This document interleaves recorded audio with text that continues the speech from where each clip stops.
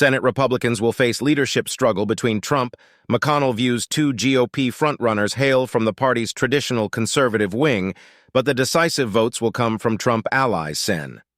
John Thune, R-S.D., a frontrunner for the GOP Senate leadership position, speaks to reporters February 28, 2024, following the announcement from Senate Minority Leader Mitch McConnell, R-Chi, that he will step down from his position at the end of the year. Craig Hudson, for The Washington Post. The race to succeed Senate Minority Leader Mitch McConnell, R-Key, will serve as a microcosm of the same challenges that have confronted the broader Republican Party over the last 8 years. The frontrunners for the post, Sens and John Thune, R-S.D., and John Cornyn, R-Tex, have more than 20 years each in congressional tenure, hailing from the traditional Reagan-Bush orthodoxy that most Republican senators still find comfortable. A third aspirant, Senator John Barrasso, R-Wyo, has lurched rightward in recent years as Donald Trump's nativist populism took root. Cut through the 2024 election noise. Get the Campaign Moment newsletter. And as the surprise McConnell news broke open, with his stepping out of leadership at year's end, the more junior Republicans began floating other contenders who are more reflexively accommodating to Trump's wishes. There's no doubt it's time to turn the page. We've got to turn the page here as a party. We've got to get back to supporting working people over corporate interests. We've got to get rid of the corporate money that has gushed into our politics, Senator Josh Hawley, R-Mo, a frequent McConnell critic, told reporters. In many ways, the Senate Republican Conference has served as the last bulwark of traditional conservatism as it's been represented by McConnell, who won his first Senate race on the coattails of Ronald Reagan's 1984 landslide re-election. Even in recent years, a clear majority of Senate Republicans preferred lower taxes for the wealthy and far less government regulations, combined with a strong national defense that would reassure allies and intimidate our rivals. But that orthodoxy has received its stiffest challenge over the last year, as Hawley and about a dozen other Republicans have vocally opposed McConnell and tried to exert pressure on his potential successors.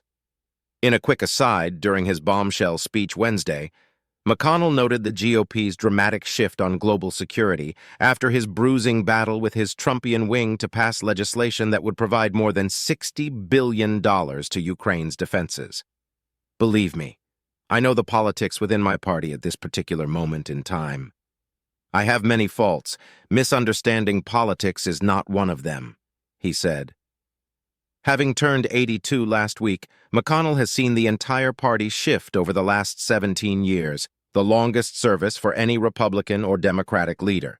His allies were quick to defend McConnell as not getting pushed out by Trump, with whom he has had a political Cold War since late 2020, or his enemies within the GOP conference. No, I do not think he was forced out in any way. This was his decision, Senator Susan Collins, R-Maine, said.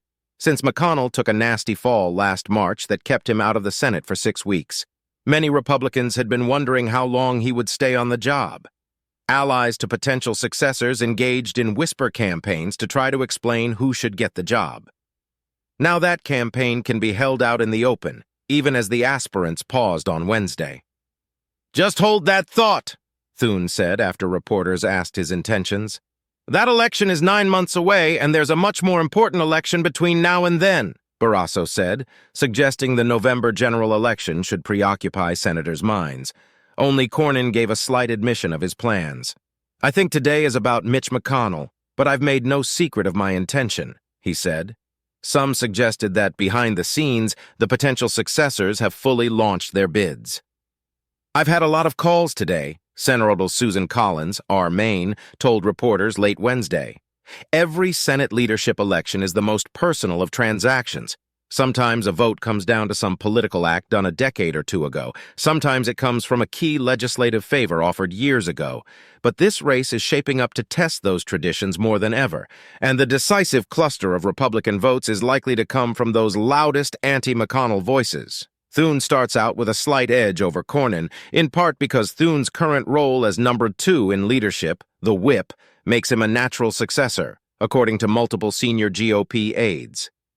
A third of today's 49 Senate Republicans took office after Cornyn, who served 6 years as whip and 4 years as head of Senate Republicans' campaign arm, left the ranks of elected leadership at the end of 2018. But most Republicans believe Thune is short of a clear majority of the 49 currently serving in the GOP, with Cornyn maybe up to a handful or so votes behind. That would leave about a dozen to 15 Republicans up in the air, almost all of whom come from the wing that voted against extending McConnell's leadership run after the 2022 elections. If this group worked together, they could back Barrasso on a first ballot and possibly leave both Thune and Cornyn short of the majority while trying to extract concessions from either of the top two to tip the balance on a second ballot. There are lots of conversations that are ongoing between all sorts of different collections of senators, Senator Ted Cruz, R-Tex told reporters. For Democrats, McConnell's departure marks a strange twist. Senator Chris Coons, D-Del, who won election in 2010, spent his first couple years marveling at how strong McConnell's leadership team remained, despite renegades such as Cruz and Sen Rand Paul, R-Key, in his ranks. Paul had defeated a top McConnell acolyte in 2010, and Cruz knocked off a close Cornyn ally when he chaired the National Republican Senatorial Committee. He managed to hold his caucus together. He managed to deliver on some of their core goals, in particular, capturing the Supreme Court and moving it far to the right, Coons said, noting 3 conservative justices appointed under McConnell's watch. But Coons noted how much the GOP changed with each election, pointing to Tennessee's swaps of 2 establishment Republicans who were very close to McConnell for 2 firebrands. There's been a steady movement toward younger members of the Republican caucus who do not value and support compromise and bipartisanship and respect for leadership, he said. Rather than the bitter enemy they spoke of with anger and fury last decade, Democrats have recently appreciated McConnell's help averting calamities such as government funding shutdowns or defaults on the national debt. Just Tuesday, after a White House meeting with President Biden and congressional leaders, Senate Majority Leader Charles E. Schumer, DNY, repeatedly praised McConnell for his strong words in support of Ukraine. It's the sort of thing that far-right Republicans despise. One antagonist, Senator Mike Lee, R-Utah, used his increasingly conspiratorial-driven social media accounts to talk about the firm when criticizing McConnell and Schumer. The ultimate wild card would be if Trump wins the presidency and wants to try to force GOP senators to elect someone he is most comfortable with. That would benefit Barrasso or some other wild card contender, because Trump used to frequently criticize Thune for his lack of forceful support. Cornyn's political sins to the most conservative senators came by working with Democrats on modest gun violence legislation in 2022 and a bill to expand U.S. manufacturing of electronic chips. While senators have traditionally guarded these leadership posts against such outside interference, one notable exception came after the 2002 midterm elections. George W. Bush's presidential advisors helped push Trent Lott, R-Miss, out of his expected ascension to majority leader after he made comments in support of Senator Strom Thurmond, R-S.D, an avowed segregationist, at his 100th birthday party.